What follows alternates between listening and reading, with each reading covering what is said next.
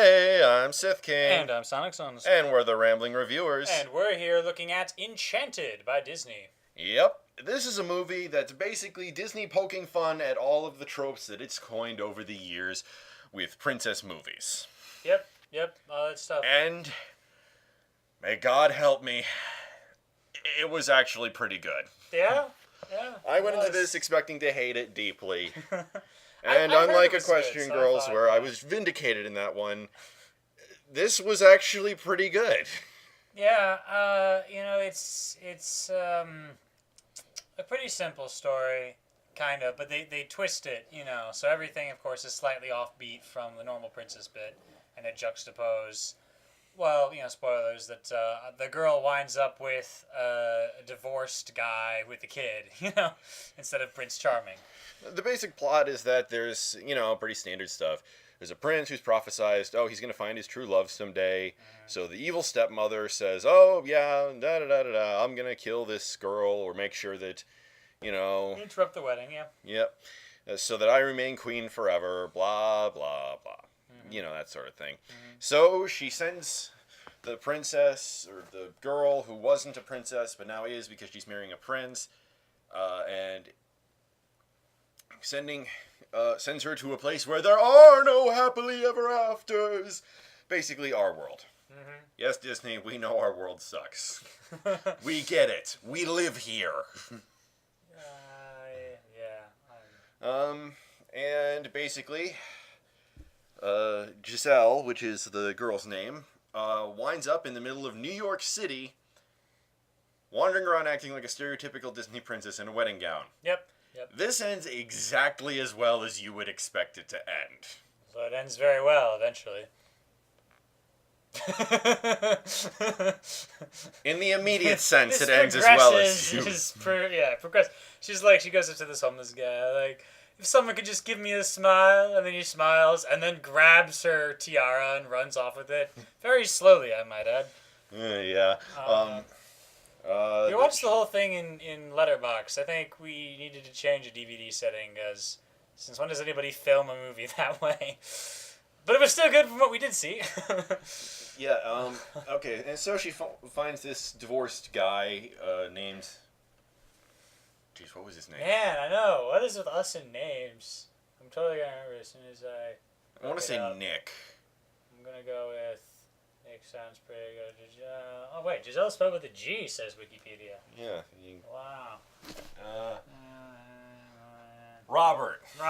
His name is Robert, and we get Nick. Wow, we suck. He's a divorce lawyer, and of course she's horrified to find this out because, well, quite frankly, she was a Disney princess up until a few hours ago. Meaning she believes, true love will always last. Yeah.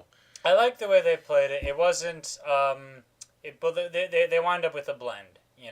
It wasn't the Disney version of things somehow like super triumphs over the real world because she doesn't wind up with the traditional Prince Charming, and nor was it like real world crushes all idea of love and stuff.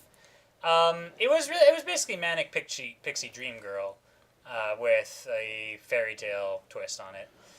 It was Disney if Disney decided to do The Princess Bride. A little. Sort of. I mean. It's not quite the same angle they're going for.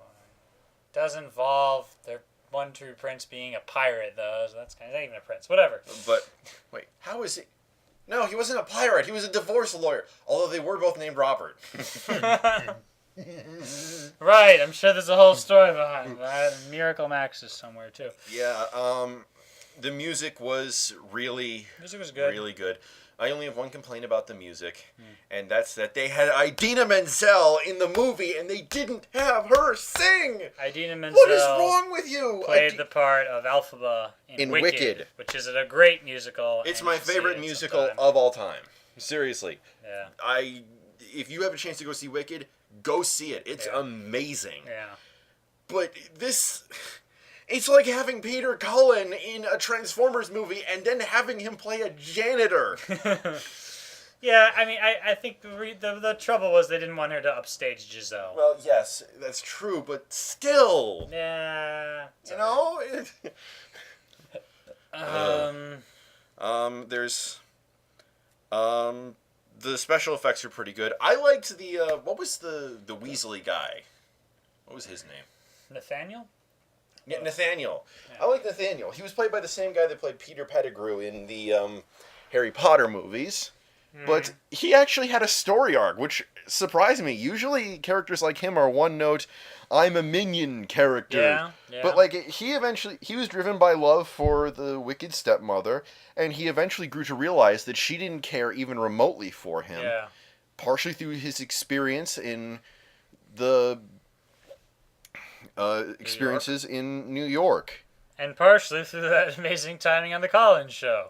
He calls it on the radio show like, so, yeah, I've always, this girl I'm with, I've always been treating her like a queen, but recently I feel like she just doesn't care about me very much. And the talk show is like, well, I think you need to talk to her directly and find out exactly how she feels about you. And the queen shows up, hello, worthless. Like, okay, answers the question. Well, it started with that, even earlier in the movie, it showed him like watching that there's a dumb the soap on opera TV, that. And you could kind of tell that he was thinking about this whole thing even before that. Yeah. So he actually had a story arc, which Yeah. is kind of amazing. Just kind of like, He had the most character growth out of. Well, no, the other people had they had arcs in different ways, but he had the most surprising character growth. Yeah, 'Cause you okay. expected him to have none. True. It was still pretty simple. Like as soon as the hint of that came up, I was sort of like, I can see where this guy's going. But yeah, nice that they did something with him at all instead of just being evil. It was uncomplicated. You could probably see where each bit of the plot was going. Yeah, but you could also tell this is a story that's supposed to be uncomplicated. The family show, whatever. The question is whether it's got just something to it to make it worthwhile, and it was just good enough music and good enough good music, twist on good acting. Yeah, there are a couple moments, like when Robert was saying of how his wife left him. It got a little personal there. It was nice. Wasn't entirely sure about Morgan. Which one was Morgan? The little girl, 6-year-old. Okay, well, 6-year-old. Well, Yeah, I know. Kids, child actors. I know. I'm just saying. I was just a little bit of. Okay, it's not bad. It was just could have been a little better. But that's me being picky, I suppose. Yeah, so I definitely recommend that you go watch this movie. Yeah, it was released if in you have 2000. familiarity with all the old school tropes, and we're guys, we've still seen Sleeping Beauty and Cinderella and Snow White and all those old classics. Hunchback of Notre Dame. Yeah, though that's different because it's about the ugly guy. Yeah. But still, this harkens back to the classic era of Disney animation and makes fun of it. And there are a couple subtle things in there too.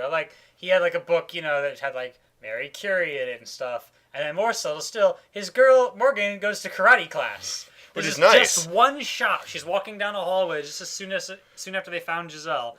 And you're like, wait a minute, that's a gi. It's a karate uniform, Which is a nice touch. It helps establish female power, especially since the movies they're harkening back to typically weren't always the most. Yeah, there was all about the vulnerable female and the guy that saves her, which of course they very deliberately turned around this time, and Giselle gets a freaking sword. So that's although cool. I don't think they built up to that much. They spent most of the movie picturing her as like this helpless kind of girl who's getting used to the life in New York, and then suddenly dragon and sword. Yeah, though granted, she didn't like do some freaking awesome sword move. It was just like climbing and once in a while stab in your general direction. I do not know how to work sword. Also, here's a thought. If the evil stepmother had the ability to turn into a dragon at any given time, then why didn't she just do that? Like, I think that's just like say, "Hi, I'm an evil witch. All your country belong to me." Yeah. Why bother with the rest of this stuff? Okay, I don't want my stepson to become the true prince. Should I have this complex plot in which I have a minion slowly distract him from anything female? Or I could roast his ass with a fireball. Yeah. Fireball! In fact, why is that not her default solution to, like, all problems? Yeah. Fireball! Fireball! You get a fireball! You get a fireball! Everyone gets a fireball! I am the Oprah of fireballs! So there was one little bit where she, ponders aloud, I'm going to need a story to tell everyone when I get back, and I'll tell them that an evil beast killed you all, and I was helpless to save you. And I guess this sort of implication is because their whole world runs on stories that way. But that wasn't really built up either. That wasn't. Yeah, it was pretty. So here's preposterous. the simpler solution would be to, I don't know, seal up that well. And if this well has existed like since the dawn of antiquity, since the castle was constructed, how did no one notice that? How did no one notice that this thing was a bottomless pit to another dimension? Or better yet, why was that included in the castle's design? Okay, so here's the battlements. Here's where we can dump boiling oil on the invaders. Yep. Here's the grate that will keep the battering ram out. Here's the Here's the portal of infinite doom. And over here's the sleeping quarters. How did they sell this castle? There's not even like a guardrail around there. Nope, no, that's how these. There's no warning signs either. It's like, warning, stay away from the fucking portal of doom, you idiots. Castles typically don't have those, but yeah. Yeah, so why did this one have one? I don't know. Plot convenience. It's hard to kind of criticize something for being simplistic in his plot or whatever when they're supposed to be parodying. The goal. Yeah, they're parodying that in the first place. Yeah, but I make do anyway. Yeah. I mean, it was good. It was really good. Better than I expected. I'd say it was good. I'm comparing it to like the frigging Lion King or something in my head, which is a whole nother level of awesome. But this was good. It was cute. It was kind of fun. Mm-hmm. So, yeah. Seeing as the plot is so simple, we had very little to pick apart. And we didn't really have anything bad to say about it. Not really. Except for Idina Menzel not getting a singing role, but we already explained that. Yeah. So this will be one of those short reviews, apparently. Yeah. Wow. Get down this in an elevator. If it was kind of a long elevator, right? Ugh. Okay. So yeah, I guess that's about it. Yeah, wow. Okay then. Well, I'm Sith King, I guess. And I'm Sonic Sons. We're signing off. Sure.